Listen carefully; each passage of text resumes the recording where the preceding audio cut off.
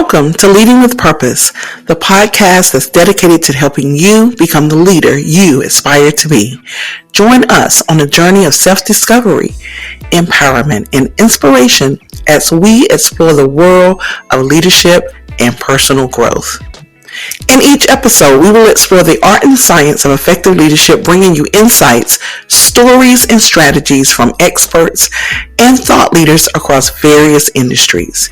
And now your hosts, Dawn Marie Bornhammer, Maisha B. Hoy, Janelle E. Taylor, and Dr. Sharon H. Porter.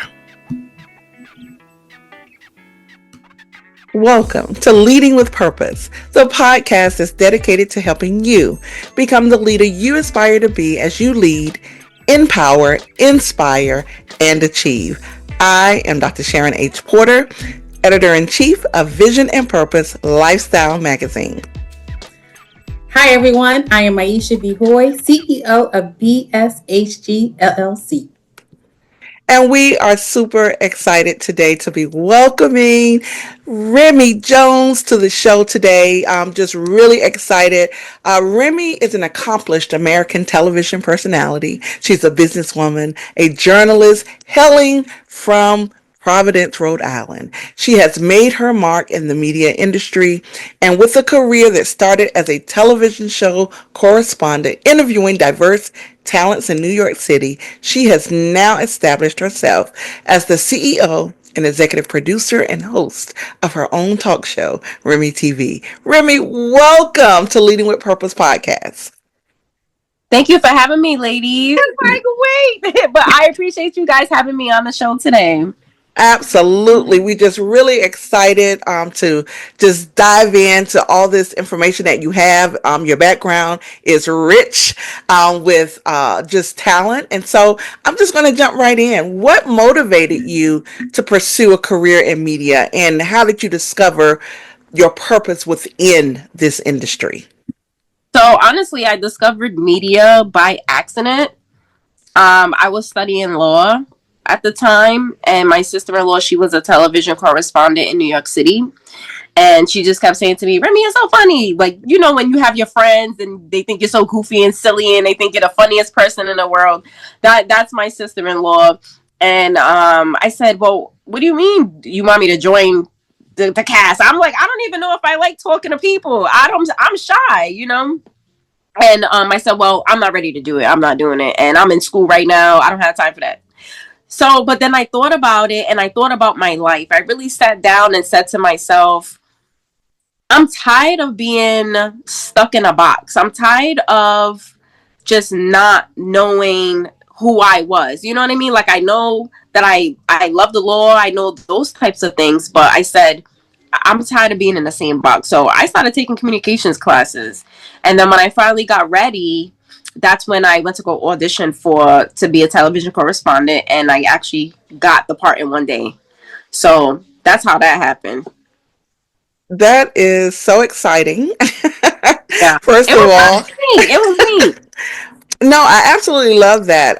Because when I started podcasting, that was my thing. Okay, I can do this without. This is before you were podcasting with video, so it was just, you know, when it was really only audio a decade ago, and that's wonderful. And then decide to, okay, you know, maybe you can get on TV and do this thing. So yeah. I'm so excited, especially coming from law and realizing that, hey, you know, I really want to do this. You what did you interview for, audition, and then wow, it was yours? Yes, it was mine, and I couldn't believe it, because I'm the type of person who can't get up on stage. I'm the person who doesn't like talking in front of 5 people, never mind a whole bunch of people. Like, I'm literally a closet person. I'm shy. Well, not anymore, but right. You know, I was tired of being that. And, you know, I really sat down and thought about that to myself. Like, everybody is out here prospering, doing everything they love, and I'm still over here, Mrs. Shy person, and in my box. So it was time to get out of that and really explore different things. And I did not know that I was gonna fall in love with media, honestly. Yeah. Like, it's so crazy how God was like, this is your purpose. This is something that I want you to do, and this is why I wanted you to, you know, step outside your comfort zone and break out of that. So yeah, I really have a passion for it. I love it. I love meeting new people. I love listening to people's stories. I love Yes, listening to people go from the bottom to the top. I love all of it. absolutely. Well, kudos to you Okay. and congratulations. Thank you. Thank you. Absolutely. I too love hearing stories, and it's as relating to you. I never thought about doing a podcast until I met Dr. Sharon, and here we are 4 years later on season 3 of Leading with Purpose podcast. But I want to start at the end as to where you are now, because I read in your bio that you are the first person, Black woman to own a TV show in Rhode Island. That's Hmm. a lot of legacy coming your way. How do you feel about the title, and what do you do to share your passion with others? I was really surprised to hear that there was no black and brown people in media. Well, they are in media, but there was no ownership. Where's the black and brown ownership? I was so surprised to hear that. And what I wanted to do is I wanted to highlight black and brown stories, highlight black and brown businesses and people that look like you and I that doesn't get on television, that it's rare to get in articles. Because we don't have that in our city. You know what I mean? Because the higher ups, they don't look like you and I. So you know how that goes already. And I just wanted to shake the table a little bit and do something different. But I didn't realize at the time that I was the first black-owned woman to own a television show here in Rhode Island. I did the research. Everybody was like, "Yeah, you're the only person here that's doing it." And I was like, "There's no way. There's no way." But how did you even get to, like, so let's talk about Providence, Rhode Island, because when you think about media, that's not our first thought. So how did you go from, you said lawyer, you were on TV, and now, like, what's the media landscape for, like, in Rhode Island, So Providence, Rhode Island? So, all right. So, this is how it started. I felt unappreciated where I was at in New York City.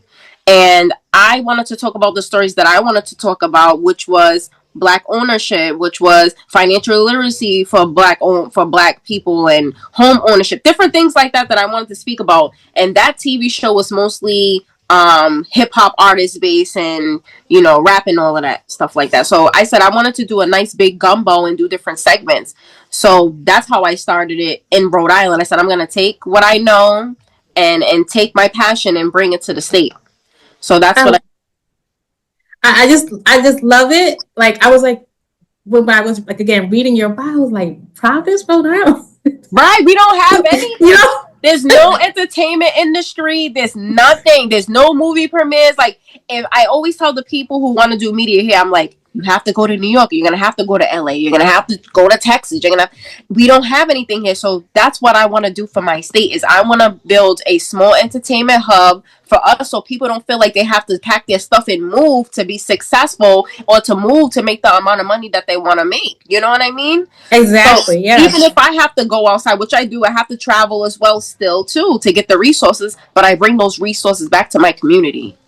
So you're essentially going to create your own Rhode Island Hollywood, Black Hollywood, or Yeah. Hollywood where you are. I love it. I can't wait to see this flourish, and I'm glad you came on our podcast first. We can say we heard you say it here first. Thank you. I appreciate it. And keeping with that, Remy, as the only Black female-owned television show in the entire state of Rhode Island, how do you see your role fostering representation, but most importantly, paving the way for others to come into that space?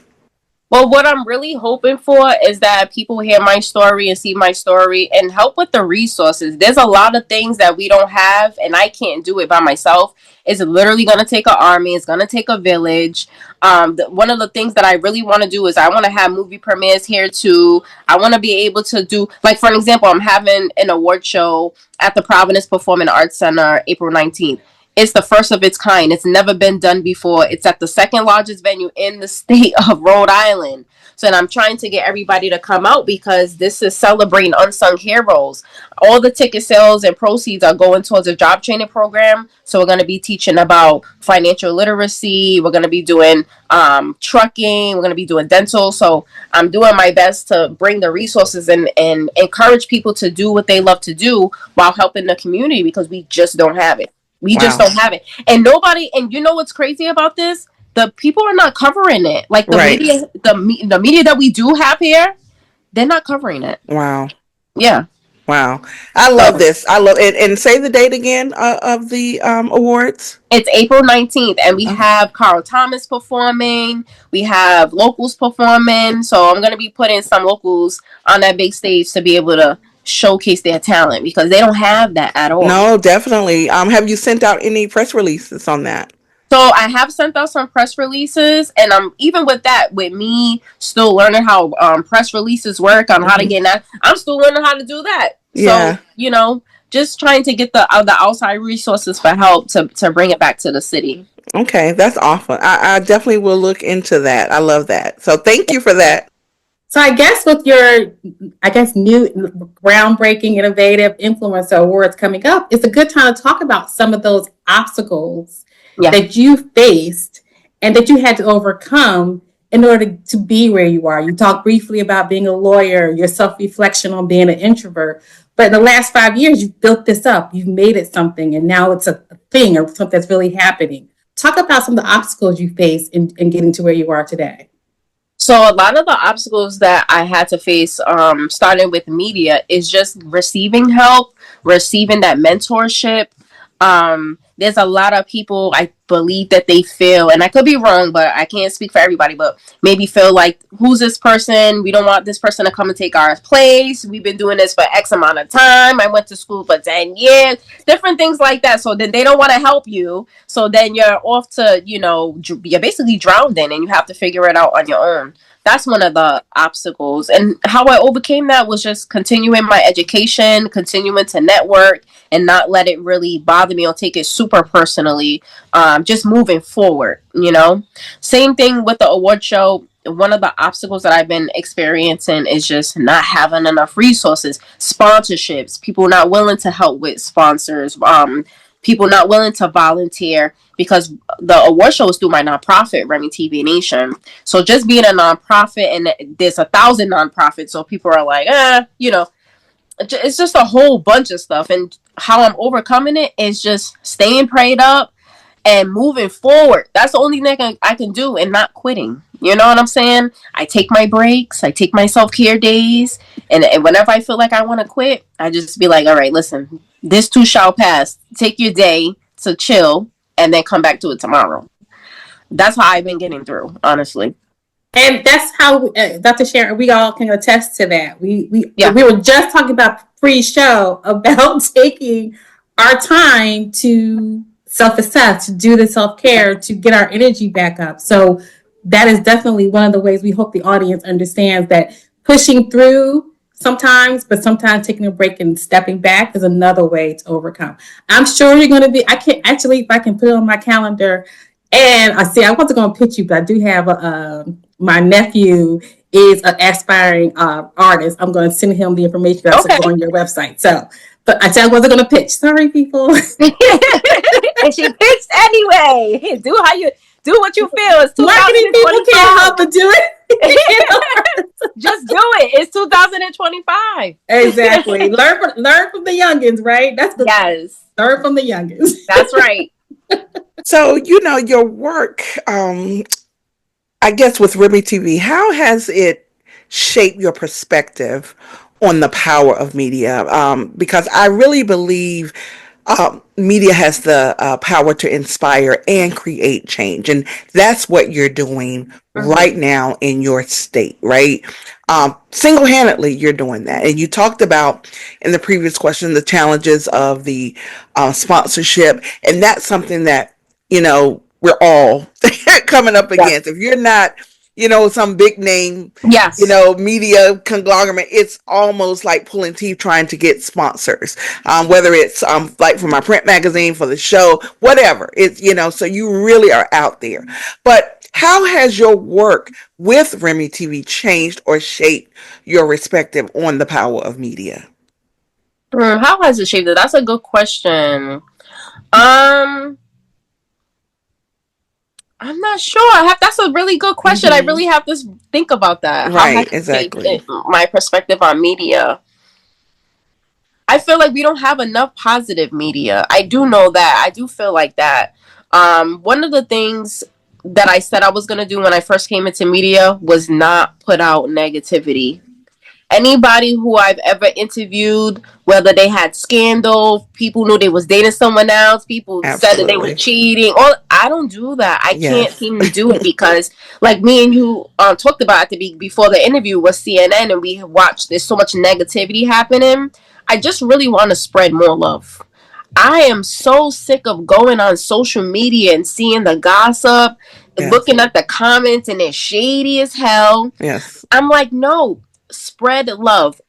The world is already worlding and lifing, and life is tough already.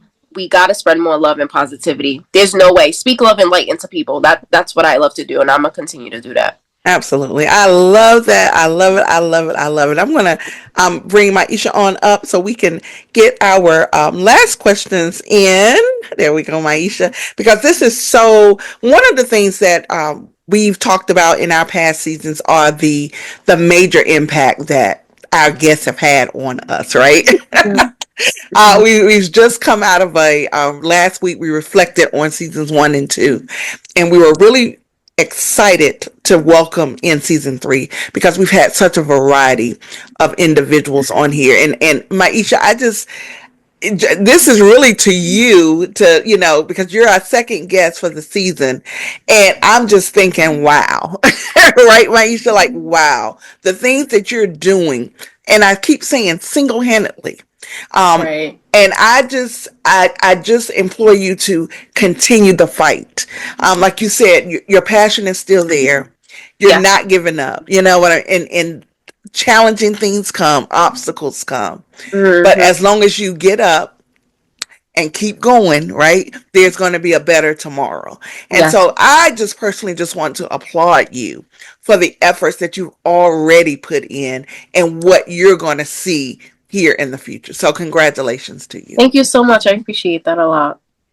I just want to give you a chance to talk about the nonprofit because it seems Mm-hmm. like the leading with purpose and why you're here starts from the media and now you've transitioned to your nonprofit. So give us some more language, some more messaging about that so people who do listen in can possibly want to help you out. As you said, you need more resources. Yeah, absolutely. So the reason why I started my nonprofit, the nonprofit is called Remi TV Nation, is I was already doing community work. So I did mental health expos, I did business expos, and I just wanted to do things that was on my heart for the community, things that I knew that people needed. Like again, going into people need a lot of resources. So I said, I want to do a business expo, and I have the Secretary of State there. I had people come and talk about the difference between B Corp and C Corp and how to dissolve businesses and why trademarking is important. Different things like that that people in my community does not know because there's no programs about it. So I did that, and then I did the mental health expo, and I had Reiki healers there. I had free therapy sessions there. I made sure that we had Black and brown therapists there. I did things like that because I said we need this, and somebody said, Remi, why are you doing this with your own money when you could start a nonprofit organization and get the help that you need and make it make it bigger on a bigger scale? And I'm like, well, I never thought about that. I just want to do nice stuff for my city that we don't have. So that's how I started the nonprofit organization, and this is how the Remi TV Influencer Awards came about. So I went to a few galas in my city, and I noticed it was the same several people, like community leaders, winning awards. And I said, wait a minute. I'm looking around the room, and I'm like, they're all friends. Wow. So I'm like, this person is friends with this person. They gave them an award. Then this person did a gala. Then they gave it back to them. And I'm like, Wow. hold on.